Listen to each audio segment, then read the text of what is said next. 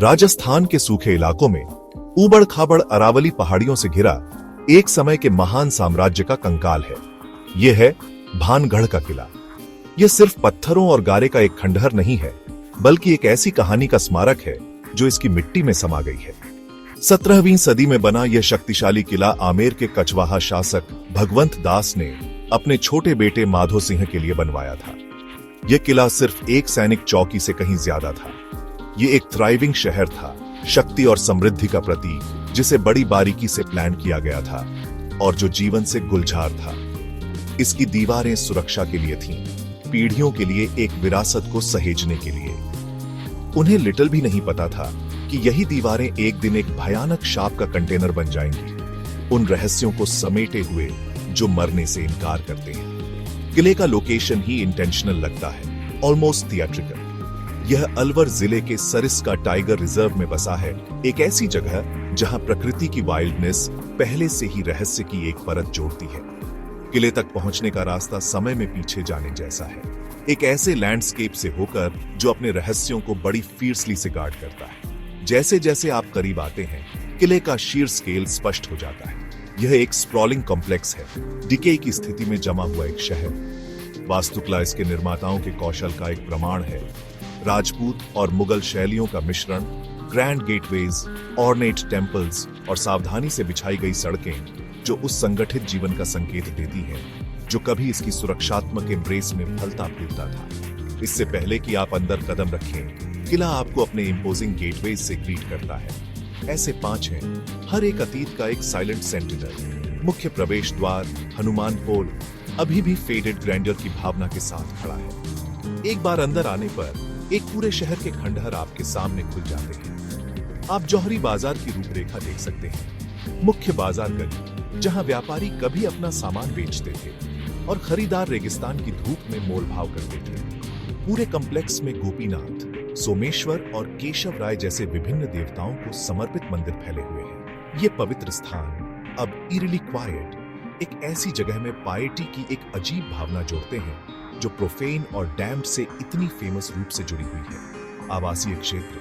जिसमें नोबल्स की क्रम्बलिंग हवेलियां और पहाड़ी ढलान पर स्थित ग्रैंड रॉयल पैलेस शामिल है, एक स्ट्रैटिफाइड सोसाइटी की कहानी बताते हैं। महल हालांकि अब सिर्फ एक शेल है, पूरे शहर का एक कमांडिंग व्यू प्रदान करता है, एक वांटेज पॉइंट जहां से शासकों ने अपने डोमेन पर नजर रखी होगी। लेकिन आज इस ऊंचाई से नीचे देखने पर कोई जीवित शहर नहीं दिखता है। इसके बजाय एक गोस्ट टाउन दिखता है, टूटी हुई संरचनाओं का एक संग्रह जो प्रतीक्षा कर रहा है। सूरज डूबने का इंतजार, कहानियों के जीवंत होने का इंतजार। पत्थर खुद अपनी सांस रोके हुए लगते हैं, हंसी, कॉमर्स और एक ऐसे जीवन की गूंज को संरक्षित करते हुए जिसे हिंसक और स्थायी रूप से मौन कर दिया गया था।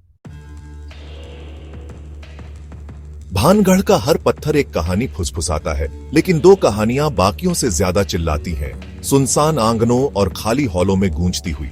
पहली कहानी है पाइटी और प्राइड की, एक चेतावनी जिसे इग्नोर किया गया। जिस जमीन पर किला बनाया गया था वह एक तपस्वी गुरु बालूनाथ नाम के एक होली मैन की थी। उन्होंने एक गंभीर शर्त पर कंस्ट्रक्शन की अनुमति दी, किले की शैडो कभी भी उनके हम्बल ड्वेलिंग पर नहीं पड़नी चाहिए। उन्होंने चेतावनी दी कि जिस दिन ऐसा होगा पूरा शहर मलबे में बदल जाएगा। कुछ समय के लिए शासकों ने इस ओथ का सम्मान किया, लेकिन जैसे जैसे किला फैला, जैसे जैसे एम्बिशन बढ़ी, एक बात के राजा ने महल में स्टोरीज जोड़े। उनका प्राइड आसमान छू रहा था, जो होना था वही हुआ। महल की शैडो होली मैन के फॉरबिडन रिट्रीट को छू गई और उनका शाप अनलीश्ड हो गया, एक वाइब्रेंट शहर को रातों रात खंडहर में बदल दिया। दूसरी ज्यादा फेमस लेजेंड एक डार्कर टेल है, एक कहानी जो फॉरबिडन डिजायर, ब्लैक मैजिक और ट्रैजिक ब्यूटी के धागों से बुनी गई है। यह भानगढ़ की राजकुमारी रत्नावती के इर्द गिर्द घूमती है, एक महिला जिसकी सुंदरता पूरे राजस्थान में अनपैरेलल्ड कही जाती थी। उनका चार्म इतना लेजेंडरी था कि पूरे देश से सूटर उनका हाथ मांगने आते थे।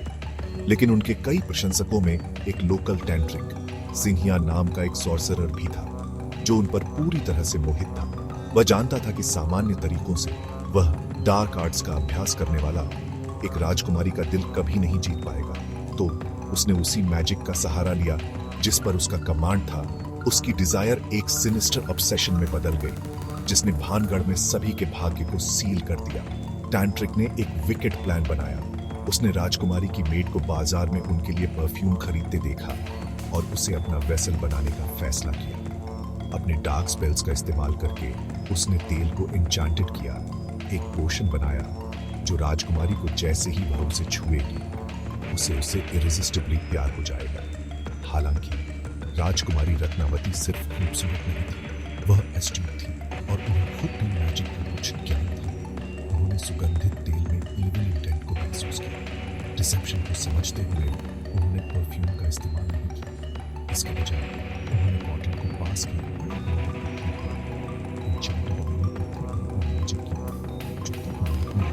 जैसे किसी अनसीन फोर्स द्वारा खींचा गया, सीधे सॉर्सरर की ओर उसे खींचा गया।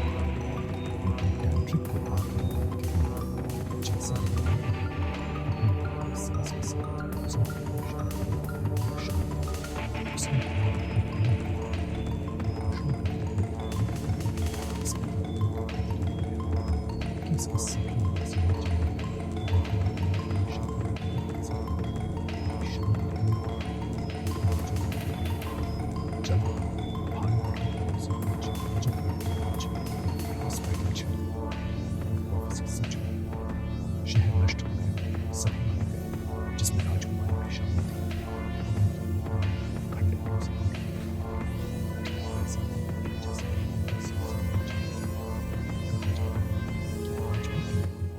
उसने स्पिरिट्स हॉन्टेड करती है। भानगढ़ की कहानियां सिर्फ पुरानी लोक कथाएं नहीं हैं, वे वर्तमान में भी फैल गई हैं, जिससे इतनी डरावनी रेप्यूटेशन बन गई है कि इसे कानून द्वारा इन्फोर्स किया जाता है।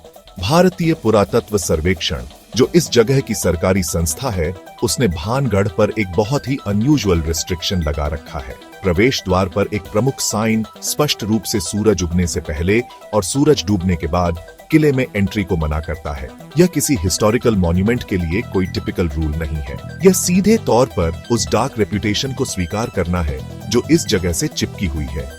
स्थानीय लोग और अधिकारी समान रूप से आपको अननर्विंग सीरियसनेस के साथ बताएंगे कि जिन लोगों ने अंधेरे के बाद किले की दीवारों के भीतर रहने की हिम्मत की है, वे कभी कहानी सुनाने के लिए वापस नहीं लौटे। ये ऑफिशियल सैंक्शन भूत प्रेत की कहानियों को एक चिलिंग क्रेडिबिलिटी देता है। भानगढ़ के भीतर का माहौल एक अनस्पोकन ड्रेड से भरा हुआ है। यहाँ तक कि राजस्थानी सूरज की तेज रोशनी में भी हवा में उदासी और बेचैनी की एक पैल्पेबल सेंस मौजूद है। विजिटर्स अक्सर देखे जाने का एहसास बताते हैं, एक अजीब हैवीनेस जो उन पर छा जाती है जब वे सुनसान सड़कों और क्रम्बलिंग हवेलियों में घूमते हैं। कुछ लोगों ने इनएक्सप्लिकेबल साउंड सुनने की बात कही है। डांसर्स हॉल से पायल की हल्की झनकार, खाली बाजार से फुसफुसाती बातचीत या अचानक दिल दहला देने वाली चीखें जो महल की दिशा से गूंजती हैं। भानगढ़ में चुप्पी कभी भी पूरी तरह से शांत नहीं होती। यह एक लोडेड क्वाइट है जो कभी जो था उसके भूतों से भरा हुआ है। जिन लोगों ने सीमाओं का परीक्षण किया है, उनके पर्सनल अकाउंट्स और भी डिस्टर्बिंग है। लोगों ने खंडहरों में शैडोवी फिगर्स को इधर उधर घूमते हुए देखने का दावा किया है, ऐसे अपरिशंस जो पास जाने पर गायब हो जाते हैं। कुछ लोगों ने विशिष्ट स्थानों पर तापमान में अचानक गिरावट की सूचना दी है या परफ्यूम की ओवरवेलमिंग और इनएक्सप्लिकेबल स्मेल की, जिसे लॉन्ग डेड राजकुमारी रत्नावती का कहा जाता है। फोटोग्राफर्स ने अपनी तस्वीरों में अजीब ऑर्ब्स और अनएक्सप्लेन्ड मिस्ट पाया है, ऐसी इमेजेस जो नग्न आंखों से दिखाई नहीं देती थी। ये अनुभव इतने न्यूमरस और इतने कंसिस्टेंट हैं कि इन्हें आसानी से खारिज नहीं किया जा सकता है।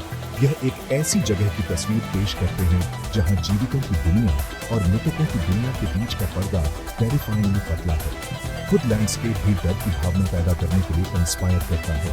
हवा टूटी हुई आर्चेस और खाली खिड़कियों से सीटी बजाती है, मोurnful साउंड की तरह लगती है। किले के कुछ हिस्सों को फिर से घेरने वाले घने फॉलिएज से गहरी चलती हुई शैडोज पड़ती है जो दिमाग के साथ ट्रिक्स खेलती है। रॉयल पैलेस की उपस्थिति अपनी ऊंची पर्च से बर्बाद शहर पर मंडराती हुई एक घर से कम और एक साइलेंट ब्रूडिंग ऑब्जर्वर की तरह ज्यादा लगती है, जो भीतर फंसी शापित आत्माओं की रखवाली करती है।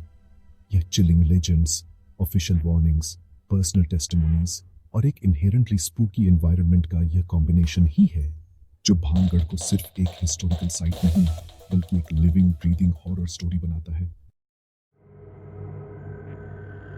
तो भारत के सबसे हॉन्टेड किले के दरवाजों से होकर गुजरना कैसा लगता है? भानगढ़ की यात्रा एक दोहरा अनुभव है। ऐतिहासिक अप्रिसिएशन और प्राइमल फियर के बीच एक टाइट रोप पर चलना। दिन के दौरान यह एक आर्किटेक्चरल मार्वल है। 17वीं सदी के एक राजपूत शहर की सोफिस्टिकेटेड अर्बन प्लानिंग की एक मार्मिक झलक। आप मंदिर की दीवारों पर इंट्रिकेट कार्विंग्स की प्रशंसा कर सकते हैं, प्राचीन बाजार के लेआउट को देख सकते हैं और उस वाइब्रेंट जीवन की कल्पना कर सकते हैं जो कभी इन जगहों को भरता था। यह इतिहास के शौकीनों और एक्सप्लोरर्स के लिए एक जगह है जो अतीत की एक कच्ची, अनफिल्टर्ड झलक पेश करती है, जो अत्यधिक रेस्टोरेशन से अछूती है। अरावली पहाड़ियों की पृष्ठभूमि के खिलाफ खंडहरों की सुंदरता अनडिनायबल और हॉन्टिंगली पिक्चरेस्क है। हालांकि आप इतिहास पर ध्यान केंद्रित करने की कितनी भी कोशिश करें, कहानियां हमेशा वहीं रहती हैं, आपके विचारों के पेरिफेरी में छिपी हुई। हर डार्क डोरवे अज्ञात का एक पोर्टल लगता है और हवा का हर झोंका अतीत से एक फुसफुसाहट जैसा लगता है। शार्प और रेस्टलेस स्पिरिट्स की कहानियां भानगढ़ की पहचान में इतनी गहराई से बसी हुई हैं कि वे यात्रा का ही हिस्सा बन जाती हैं। आप खुद को अपने कंधे पर देखते हुए पाते हैं, आधा उम्मीद करते हुए कि आपको कुछ ऐसा दिखाई देगा जिसे आप समझा नहीं सकते। डर की यह अंडरकरंट एक साधारण साइटसीइंग ट्रिप को एक थ्रिलिंग और कुछ के लिए टेरिफाइंग एडवेंचर में बदल देती है। यह एक ऐसा अनुभव है जो न केवल आपकी आंखों को बल्कि आपकी डीपेस्ट इंस्टिंक्ट्स को भी एंगेज करता है। भानगढ़ की यात्रा फेंट ऑफ हार्ट के लिए नहीं है, बल्कि उन लोगों के लिए है जो रहस्य और अज्ञात के आकर्षण के प्रति आकर्षित हैं। यह एक अनफॉरगेटेबल एक्सपीडिशन है। यह एक ऐसी जगह है जो आपको कहानी और वास्तविकता, अंधविश्वास और इतिहास के बीच की रेखा का सामना करने के लिए मजबूर करती है। क्या ईरी फीलिंग्स सिर्फ डरावनी कहानियों से भरी एक ओवर एक्टिव इमेजिनेशन का प्रोडक्ट है, या क्या सचमुच एक लिंगरिंग प्रेजेंस है, उस त्रासदी की एक गूंज जो सदियों पहले इस शहर पर आई थी? भानगढ़ कोई आसान जवाब नहीं देता। यह बस अपनी शांत, क्रम्बलिंग सेल्फ को प्रस्तुत करता है और आपको अपने निष्कर्ष निकालने की अनुमति देता है। आपको वंडर की गहरी भावना और एक ठंडक के साथ छोड़ देता है जो आपके चले जाने के बहुत बाद तक आपके साथ रहती है। अंततः भानगढ़ की यात्रा एक कहानी के दिल में एक यात्रा है। यह सिर्फ खंडहरों को देखने से कहीं ज्यादा है। यह उन्हें महसूस करने के बारे में है। यह एक ऐसी जगह पर खड़े होने के बारे में है जहां एक वाइब्रेंट सभ्यता मिटा दी गई थी, कथित तौर पर एक ही शाप से, और जीवन की फ्रेजिलिटी और एक कहानी की एंड्यूरिंग पावर पर विचार करने के बारे में है। चाहे आप भूतों में विश्वास करते हो या नहीं, आप भानगढ़ को उसके दुखद अतीत की गहरी भावना और यादों के एक संग्रह के साथ छोड़ेंगे जो उतनी ही अनसेटलिंग है जितनी वे सुंदर है। किला इस विचार का एक पावरफुल टेस्टमेंट बना हुआ है कि कुछ जगहें हमेशा अपने इतिहास से चिह्नित होती है और उनकी चुप्पी अक्सर किसी भी शोर से ज्यादा तेज हो सकती है।